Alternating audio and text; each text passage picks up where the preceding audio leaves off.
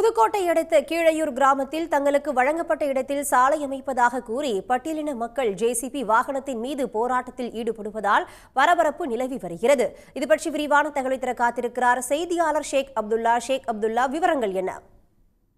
புதுக்கோட்டை அடுத்த சேந்தங்குடி ஊராட்சிக்கு உட்பட்டது கீழையூர் கிராமம். இந்த கிராமத்தில் 2022-23 ஆண்டிற்கான தமிழ்நாடு முதலமைச்சரின் கிராமப்புற சாலைகள் மேம்பாட்டு திட்டத்தின் கீழ் 71 மீட்டர் சாலை அமைக்கும் பணி நடைபெற உள்ளது. இந்நிலையில்தான் இந்த சாலை அமைக்கும் இடம் மாவட்ட நிர்வாகத்தால் அந்த பகுதியில் வசிக்கக்கூடிய ஆதிதிராவிட மக்களுக்கு வழங்கப்பட்டதாகவும், அதனால் அந்த பகுதியில் மாற்று சமூகத்தைச் சேர்ந்த மக்களுக்கு சாலை அமைக்கக்கூடாது, தங்களுக்கென்று வழங்கப்பட்ட இடத்தை அது சாலை அமைப்பதால் தங்கள் உரிமையை பறிப்பதாக இருப்பதாக குற்றம் சாட்டி அந்த பகுதியில் வசிக்கக்கூடிய ஆதிதிராவிட மக்கள் சாலை அமைப்பதற்காக வந்த ஜேசிபி இயந்திரம் உள்ளிட்ட வாகனத்தின் மீது ஏறி போராட்டத்தில் ஈடுபட்டனர். இதனால் அந்த பகுதியில் பரபரப்பான சூழல் நிலவியது.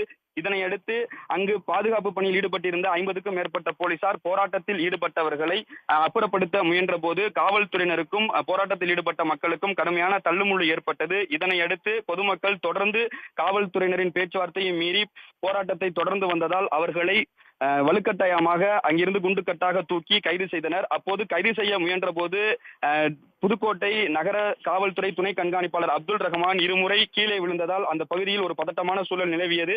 இதனையடுத்து காவல்துறையினர் பேச்சுவார்த்தையை மீறி தொடர்ந்து அப்பகுதியில் போராட்டத்தில் ஈடுபட்டு வந்த மக்களை குண்டுக்கட்டாக காவல்துறையினர் கைது செய்து தற்போது அழைத்து சென்றுள்ளனர். மேலும் தற்பொழுது அந்த பகுதியில் சாலை அமைக்கும் பணியும் நடைபெற்று வருகிறது. மேலும் இது குறித்து வருவாய்த்துறையினரிடம் நாம் கேட்டபோது இந்த பகுதி ஏற்கனவே சாலை உள்ள பகுதிதான், இந்த இடம் ஆதிதிராவிட மக்களுக்கு வழங்கப்பட்ட இடம் கிடையாது, இது வருவாய்த்துறையின் கீழ் உள்ள நத்தம் புறம்போக்கு இடம், அதனால்தான் இந்த பகுதியில் ஏற்கனவே உள்ள சாலையை புதியதாக அமைப்பதாகவும் அவர்கள் தெரிவித்துள்ளனர். தற்பொழுது அந்த பகுதியில் காவல்துறையினர் குவிக்கப்பட்டுள்ள நிலையில் காவல்துறையின் பாதுகாப்போடு அப்பகுதியில் சாலை அமைக்கும் பணி நடைபெற்று வருகிறது.